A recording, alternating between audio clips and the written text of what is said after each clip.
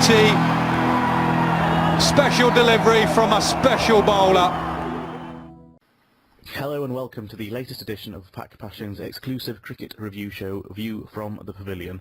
I'm Shayan, and today my guest is Ammaar, who is known as ASR Online on our forums. So first of all, welcome to the show, Ammaar. Thank you, Shayan, and thank you for having me on the show. We've got a number of issues to talk about this week, the first of which is going to be Pakistan's under-19s team, who were in England over the last few weeks and took part in a tri-series with Bangladesh and England under-19s. I was fortunate enough to go to the final at Trent Bridge the other day, and they thrashed England by 190-something runs. First of all, your thoughts on Pakistan under-19s performance in England, and any particular players that stood out to you? Well, I thought the team was actually quite amazing. I mean, such young talents and doing so well in an international tournament. They didn't struggle at all in any match, except for maybe the one just before the final, which wasn't exactly a crucial match. And I think the players that really stood out for me was the captain, Sami Aslam. He was brilliant with the bat and consistent throughout. Also the top run scorer in the tournament, if I'm not wrong. Mm-hmm. And Imam Al-Haq was also quite good. He was a part-time spinner as well, so he was quite useful for the team. Another prospect I saw was Kamran Ghulam, because he was good with the ball, although I think he's quite slow. Maybe he can work on that pace, but it's quite early. But as far as the big hitting was concerned, he did have one of those quick fire abilities in the end of the innings to kind of propel the score for these guys. So, I mean, some really good prospects there. Zafar Gohar as well with the ball. He would completely save them in the last match before the final, and in final he did an extremely good job. So, I think there are many prospects for this team, but my biggest worry is actually with the selectors. Mm-hmm. I wouldn't want to see these guys get to the age of Zulfikar Babar and then make their debut. These guys need to be given chances a lot earlier, especially with the talent that they have. Well, I'd agree with you there. I think one of the things I've noticed recently is that Pakistan don't seem to get those players in at a young age like they used to. I mean, if you look back at the 92 World Cup, there was Wasim Akram and Inzamam, who were very young back then, but they got given a shot and they showed what they could do. We don't see that quite as much anymore, and I think we need to start blooding these young players at an earlier age into the Pakistan team. Exactly, I totally agree with you.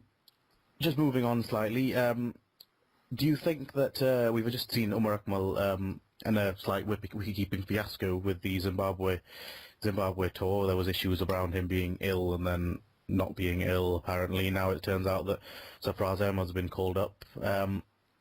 My personal opinion was that Akmal possibly should be considered being rested anyway for this series, considering he's a keeper and they want to use him as a wicket keeper. What do you think about, first of all, Sarfraz Ahmad being called up as his replacement and the Umar Akmal wicket keeping situation generally? Well, what I've seen from Sarfraz is that he's not exactly the best keeper, and I thought that it was quite unfortunate Umar Akmal didn't make it to this series. There were reports that it was his health, but then there were some other reports that it wasn't. Mm-hmm. So. But I do understand what you're saying by he should be given rest.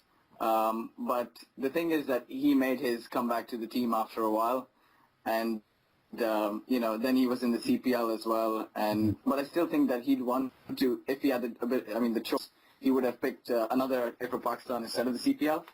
Yeah. So, and I thought he was quite good with the gloves. He received a lot of criticism. People said that he should keep his focus on batting, but the fact is that I think he was much better than Kamran was, and I think he's better than Sarfraz as well. So if they want to create a proper wicketkeeper, Umar Akmal should have been given another chance to play in Zimbabwe, because I think the only way you can get a role like that is through practice.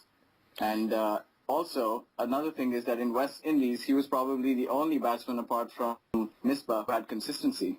Mm-hmm. Exactly, yeah. Well, I suppose you're correct in the sense that he's obviously he batted very well there. But do you feel that he's the long-term correct choice for Pakistan as the wicketkeeper? I mean, and I realise that he's a very good fielder. That's one reason why wicketkeeping is so good. But do you think it'll, in the long term, have an effect on his batting? Well, I can't really tell, because the thing is, another issue with the team is that their batting order, and he's put so low down the order. It's one of those innings where it's either going to save you the match or it's going to, just flop, because it's so low down the order. And but another prospect, of course, is on. And unfortunately, he wasn't really given a chance in the West Indies tour. And funnily, he didn't even get a chance in the upcoming Zimbabwe tour, which is quite strange, I thought, given that we've put so much young blood into the team.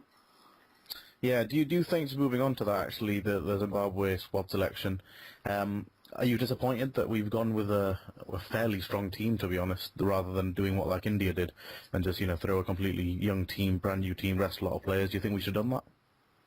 Yeah, we should definitely have done that. Another thing, I think really a core problem here is the selectors. When you keep picking senior players for tours like Zimbabwe, that just makes no sense at all.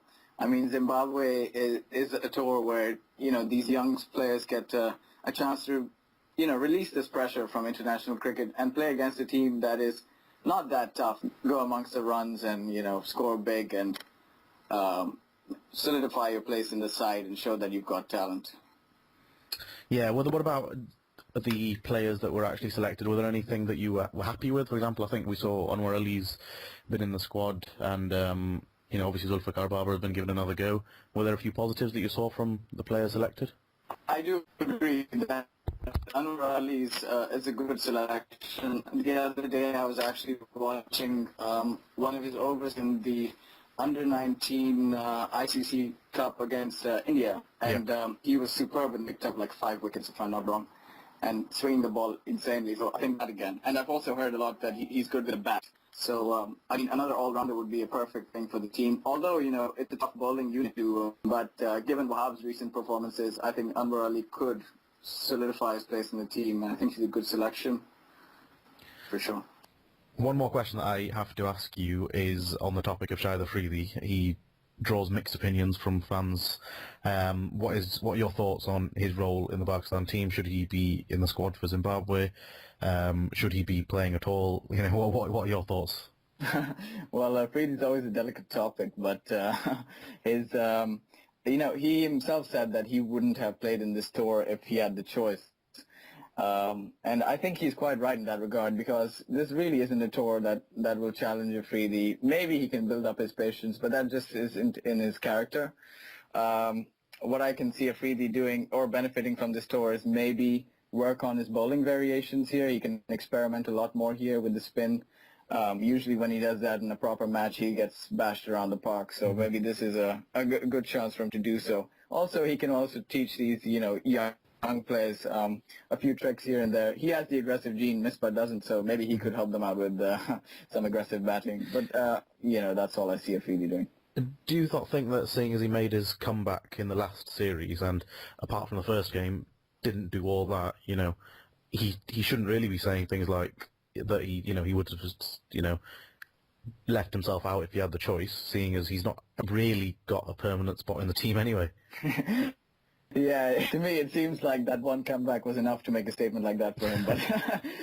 But I agree with you, because he was completely inconsistent, and that's something that's always been worrying about Afridi. When he comes out to bat, you either know he's going to hit a 4 and go out, or he's going to stay on for long. But Afridi needs to solidify his position in the team. He needs to play consistently. Otherwise, it's just a wasted batting spot, I must say.